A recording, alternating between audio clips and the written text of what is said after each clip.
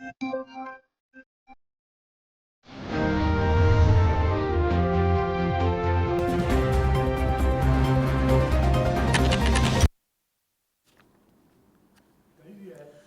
first Nigerian Economic Summit kicks off in Abuja.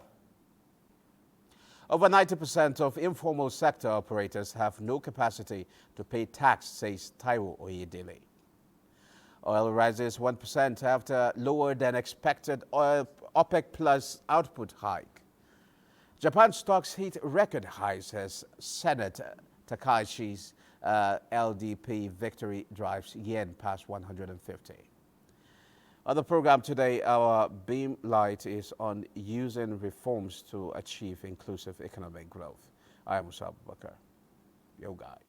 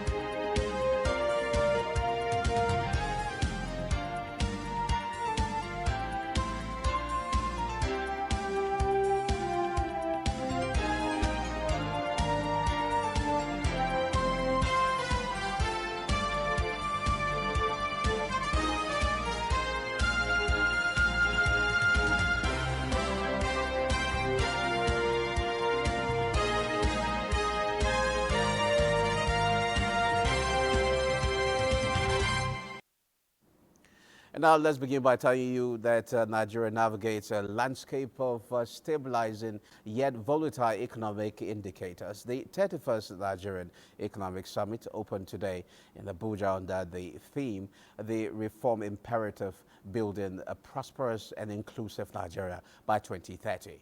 Organized by the Federal Ministry of Budget and Economic Planning in partnership with the Nigerian Economic Summit Group, the three-day event is convening policymakers, business leaders, and civil society to dissect present challenges and forge actionable strategies for sustainable growth. We must unlock investment. While portfolio flows are returning, FDI remains weak. Nigeria must signal that it is open, predictable, and fair to investors. Headline inflation measured year-on-year decreased to 20.12% in August 2025, a notable reduction from 32.15% in August 2023. This downward trend reflected in the newly rebased Consumer Price Index suggests a gradual easing of cost of living. Particularly significant is the deceleration in food inflation. The Nigerian National Petroleum Company Limited, NNPCL, has described the slight increase in the price of cooking gas as momentary, assuring that the price will soon return to normal, all things being equal. The Group Chief Executive Officer of the NNPCL, Bashir Ojulari, gave the assurance while speaking to State House correspondent Musbaut and Wahab after an audience with the President in Lagos. The GCEO updated President Tinubu on progress being made by the company in terms of oil production performance. We recorded about 1.68 million barrels per day of oil production last month, which was very good. That was the first in about 5 years in terms of milestones. We also recorded the highest gas production at about above 7 BCF per day again, which is also the highest in recent times. But what we're also expecting is that with some of the turnaround maintenances that we've done in the month of August and September, all of those are meant to come back this month, and we are hoping that before the end of the year, we should at least be clocking at least 1.8 million barrels per day, all things being equal. He also spoke on the federal government's effort, which resolved the tussle between the Petroleum and Natural Gas Senior Staff Association of Nigeria, Pengassan, and the Dangote Petroleum Refinery that earlier affected oil production and distribution as well as electricity.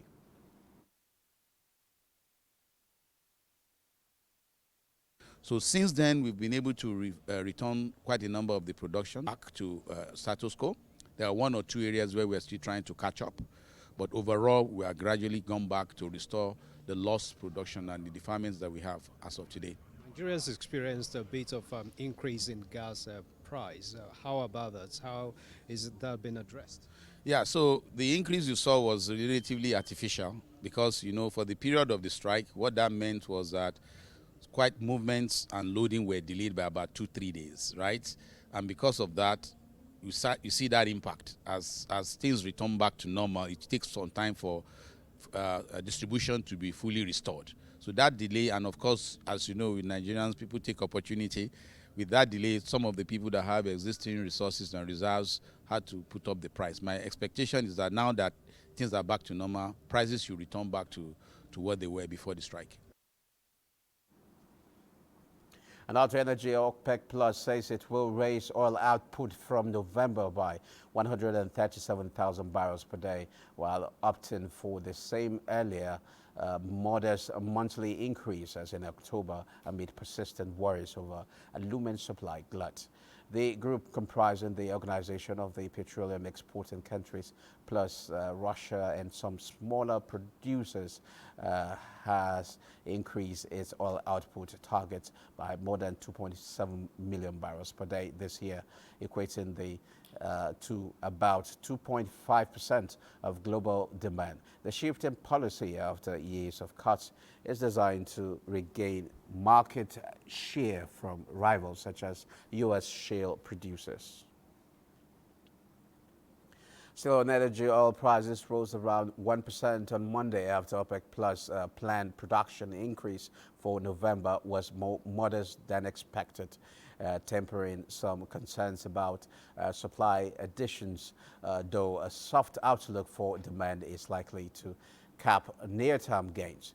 Brent crude futures climbed 67 cents to $65.02 a barrel, while U.S. West Texas Intermediate crude was at $61.54, up 66 cents. There's a fresh wind of confidence blowing through Nigeria's economy, and the central bank says it's no coincidence. At its special day celebration during the 20th Abuja International Trade Fair, the Apex Bank announced that foreign reserves have surged beyond $42 billion, crediting ongoing monetary reforms for restoring stability and trust in the nation's financial system. It was more than just a special day.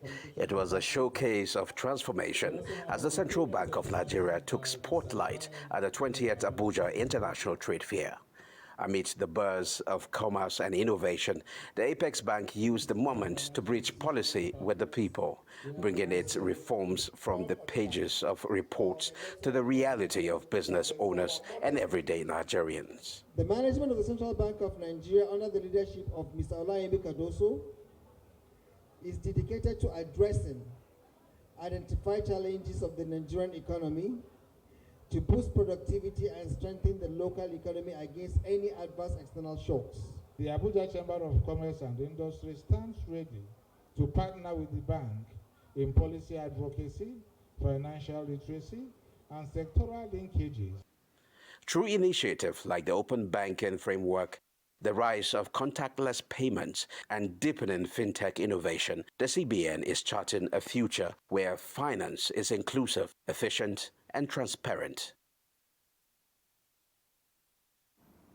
And now let's see how much the naira is exchanging for the currencies.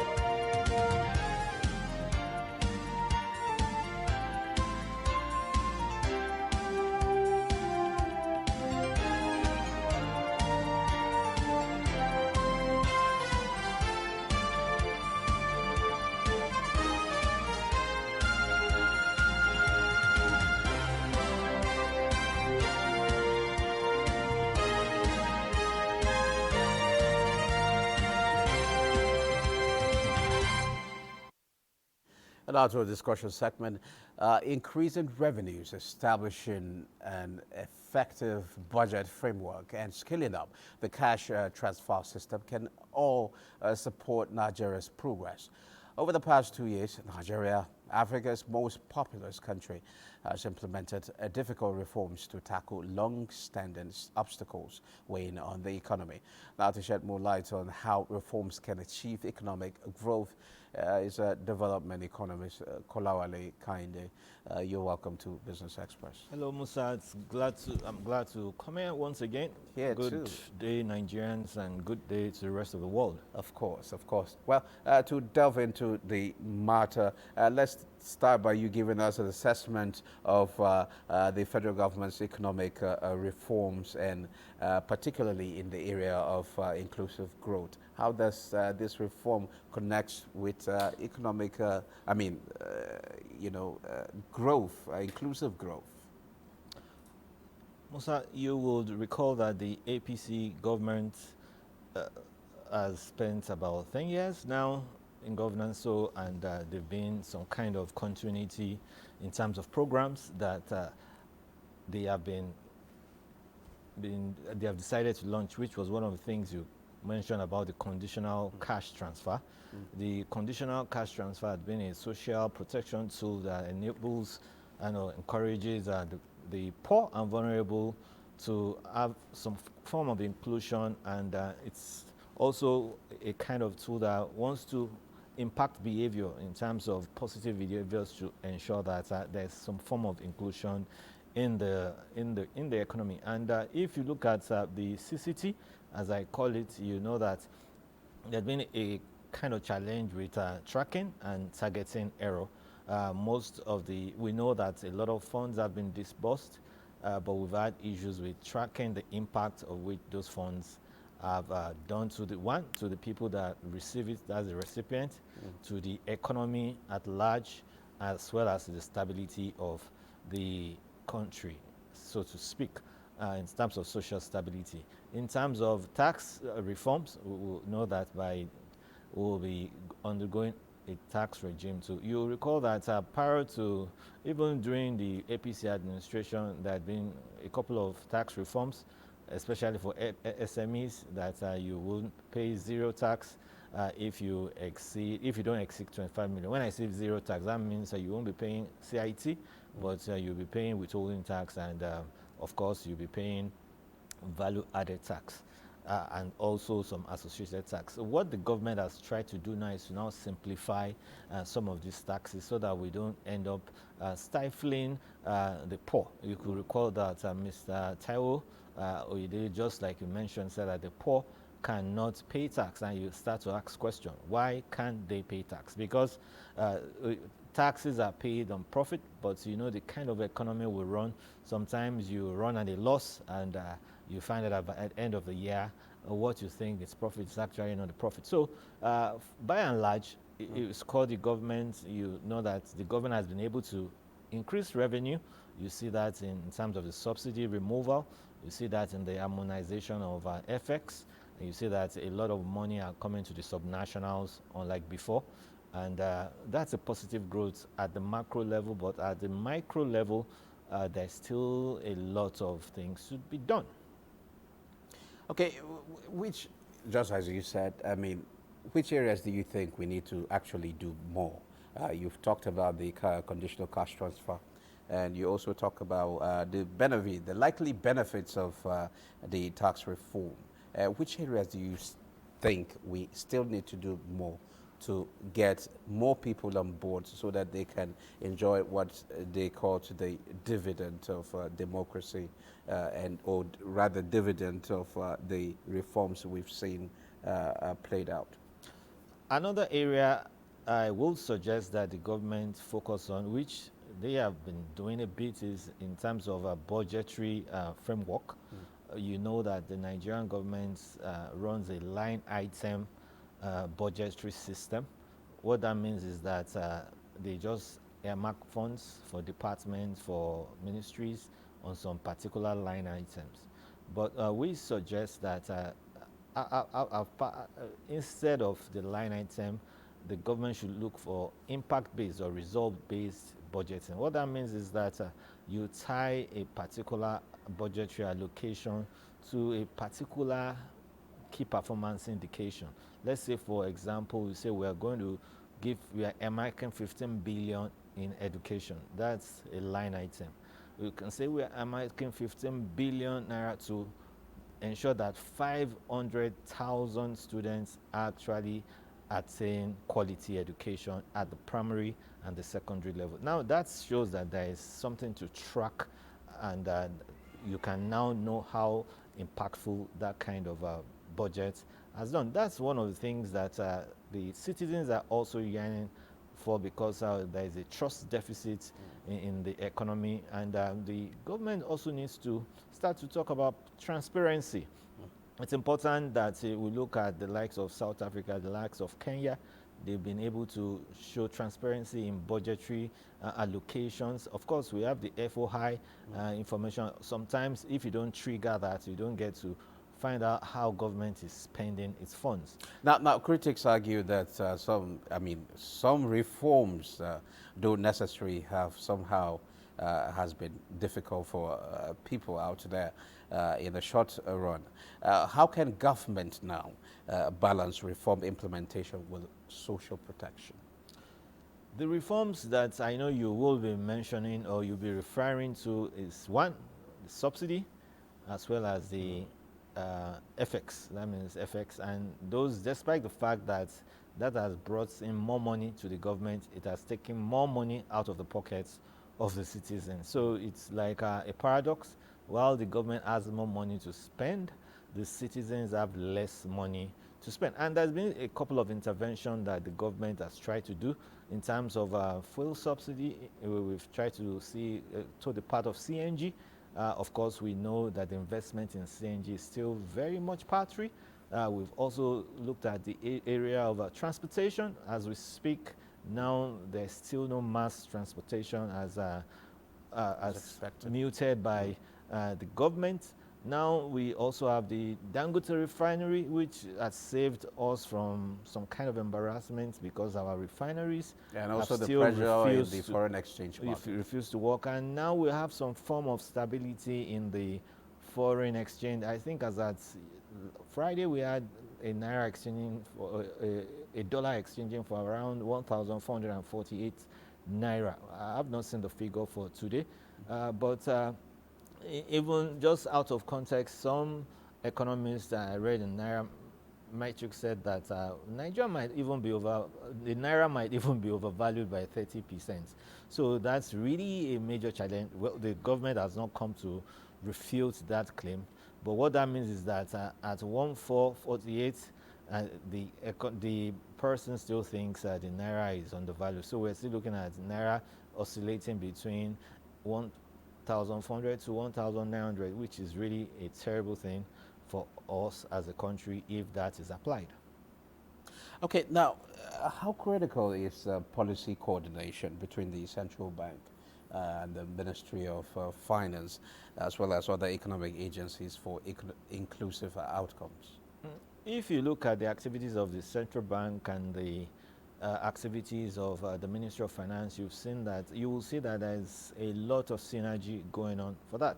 But if you look at other ministries, like I mentioned earlier on, the Ministry of Education, of Healthcare, let's talk about the CCT, the conditional cash transfer. The condition means that we're going to transfer some money to you, but under a condition that you will send your ward to school, just like what is happening in Borno State, that the government is giving some students and their parents money to attend school. So if that's an impact, once you see that impact, you can know that that is really working. But in a case whereby, and that has to do with data integration. In terms of data integration, we're still a far cry, except for Ministry of Finance and CBN. Much of the other ministries still lack coordination in terms of data integration. And that's really a big challenge. I'm afraid we're out of time, Mr. Kolawole Kehinde. It's been a pleasure having you on the program. It's always nice coming around, and thank you so much for having me. And now let's move to the commodities market. Gold surges on concerns over global debt pile. Let's now take a trip to the commodities markets.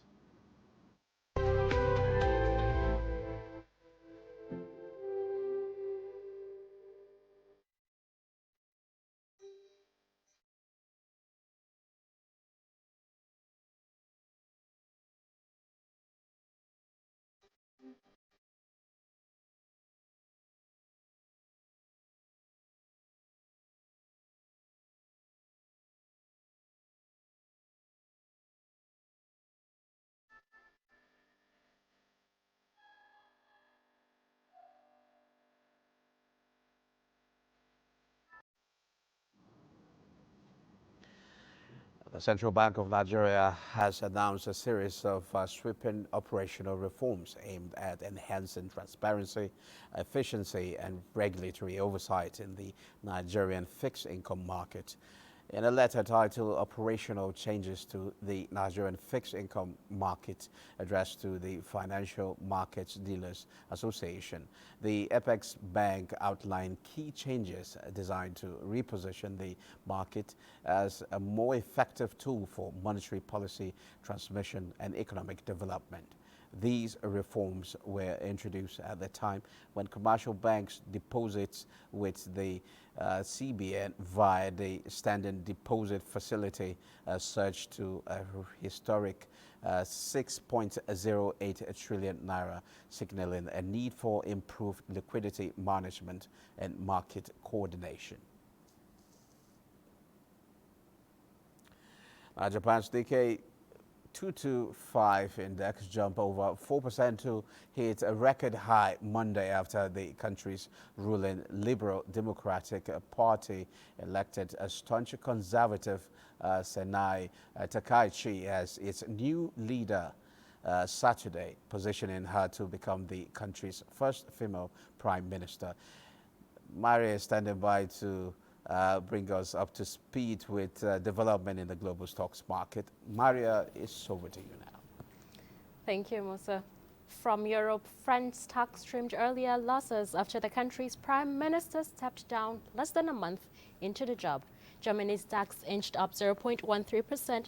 We have FTSE of the UK at 0.18%, while over in France, we have the CAC going down 1.37%. Markets across Asia, Japan's markets soared to a record high with the Nikkei 225 higher by 4.75% or 47,944. The Shanghai Composite of mainland China and South Korea are closed for holidays, and we have the Hang Seng Index also down 0.67%.